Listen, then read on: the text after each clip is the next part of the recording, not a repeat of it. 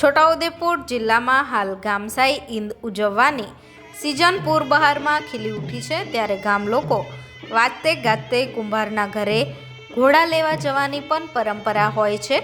ત્યારે પોટિયા ગામના લોકો પણ ગામસાઈ ઈદ ઉજવી દેવોની પેઢી બદલવા જઈ રહ્યા છે।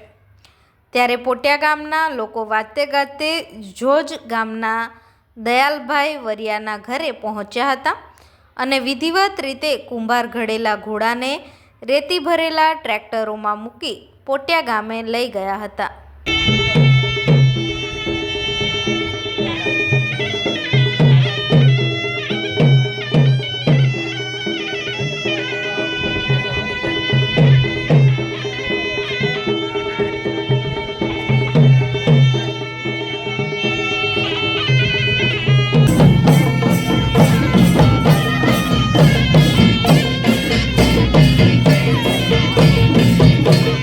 मित्रों, अभी तक आपने पिठोरा समाचार यूट्यूब चैनल सब्सक्राइब नहीं की है तो कृपया सब्सक्राइब करें ताकि देश व दुनिया की हर खबर आपको मिलती रहे।